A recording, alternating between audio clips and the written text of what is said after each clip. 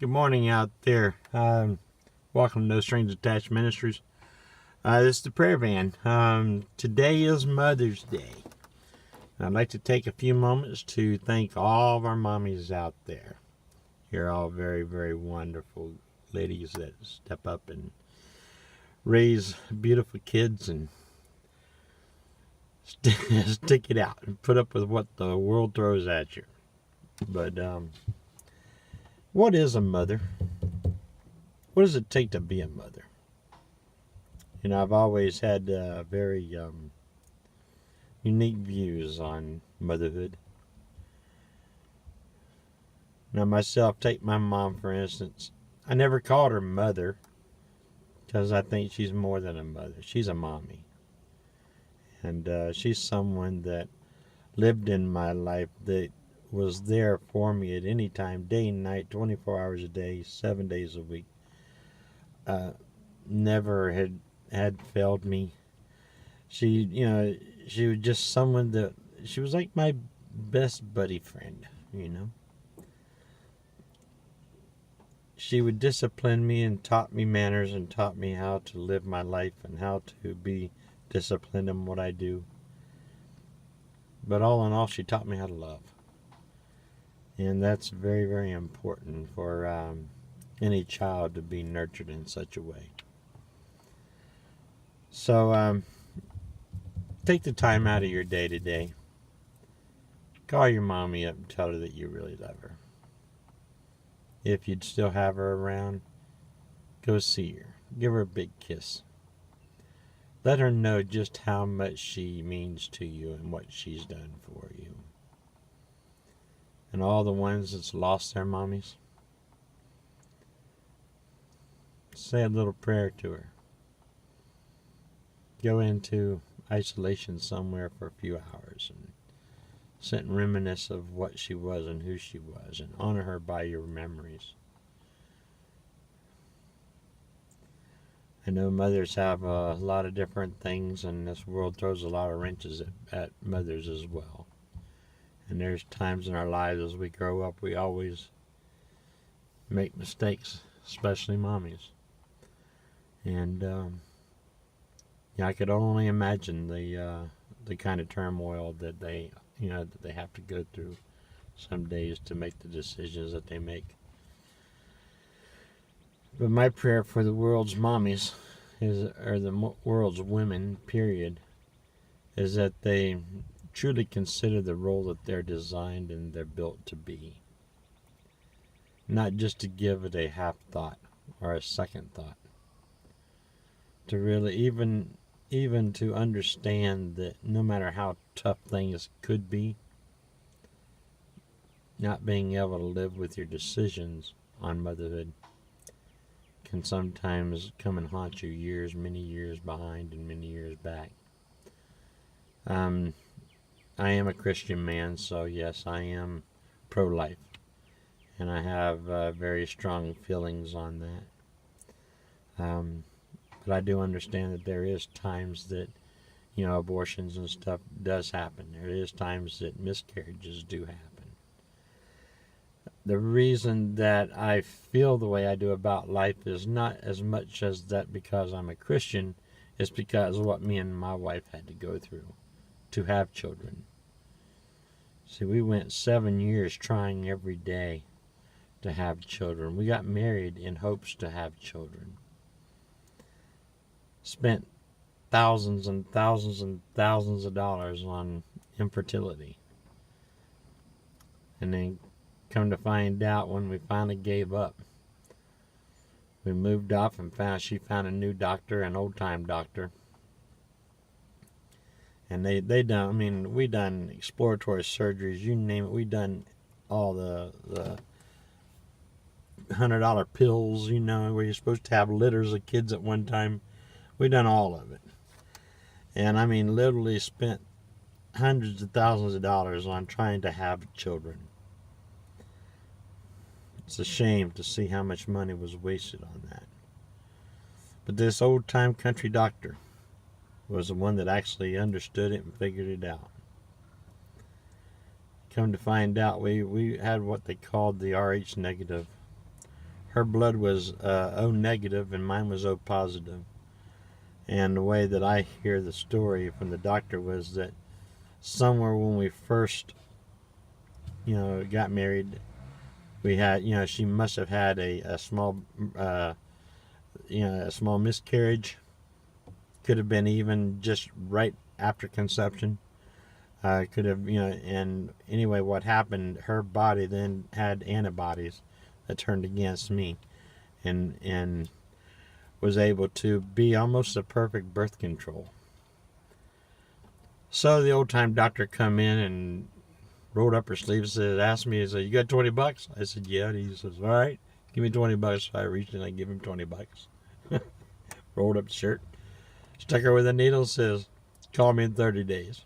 And then he explained to us what was going on.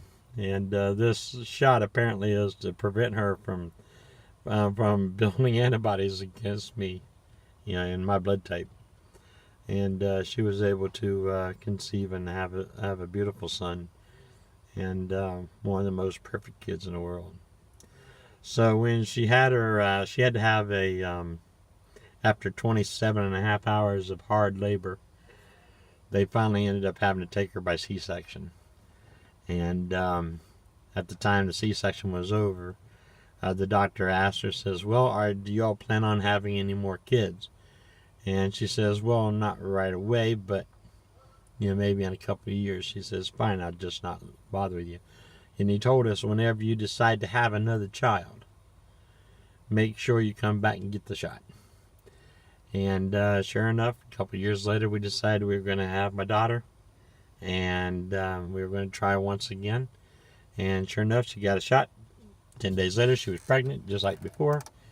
And we ended up having a beautiful daughter. And God blessed me with two of the most amazing kids you could ever ask for. And our kids were very lucky to have both a father and a mother that truly loved them and truly was invested into their lives. And we did everything we could to train them and to teach them the truth and teach them the proper way to be and the human that they need to be. Which they both grew up very, very perfect kids. And I'm so proud of that. And it gives me a lot of memories, a lot of love, and a lot of hope. But we tried to develop a loving home. Both of us love our kids dearly. They know that. For a fact, they know that they've been loved. So all I say is, there's situations out there to where kids don't quite have that fantasy, that fantasy life. And I understand that. But that's why I do what I do, is because I have so much love built inside of me. And I feel that it's my duty in the world to go out and spread that love upon the people of the world. And it's almost like a mission that God sent me on, to do. And that's exactly what I do. I've rescued quite a few young girls. I don't know why he seemed to have it with me with little girls, but I mean, there was, I guess, well, it started out when my little daughter was, was in like middle school.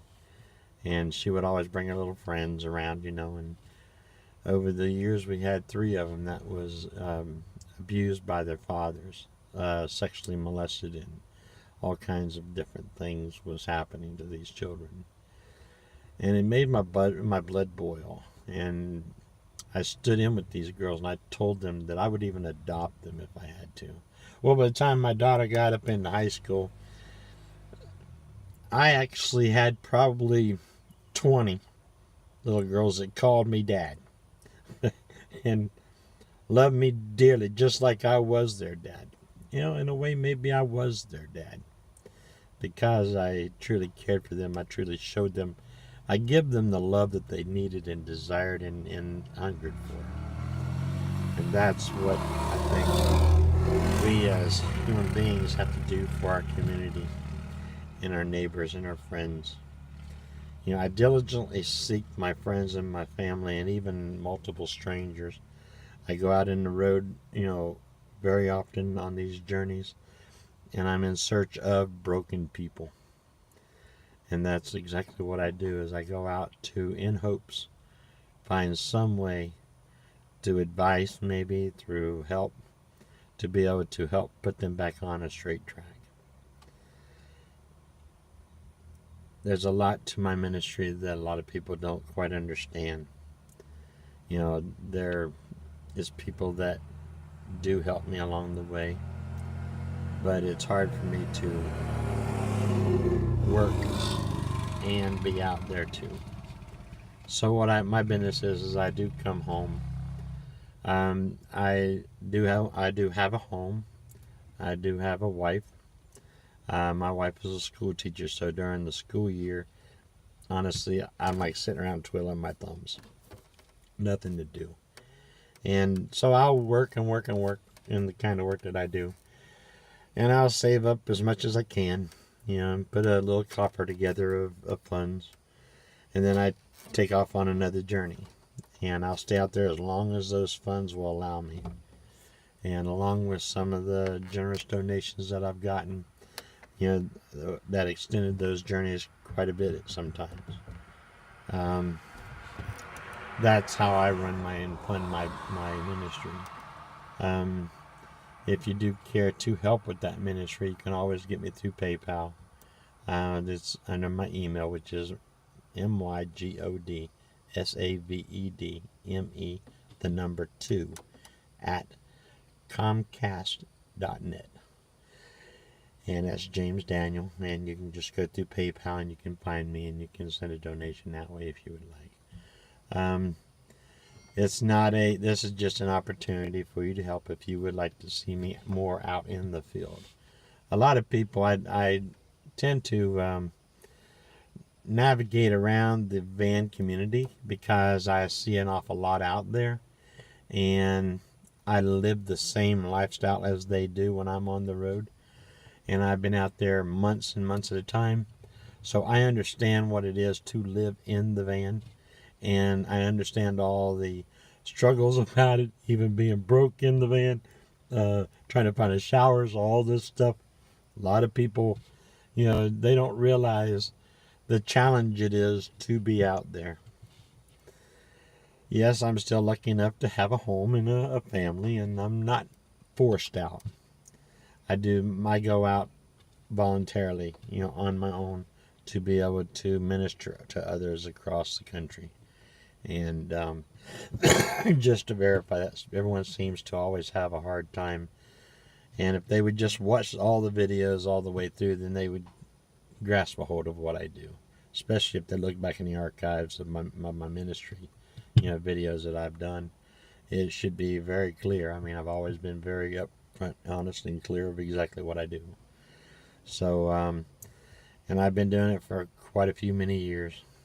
So I've got, all in all, time combined on the road, I got more time than most of even the full-timers do living in the van. So just wanted to wish you all a happy Mother's Day. Fathers, if you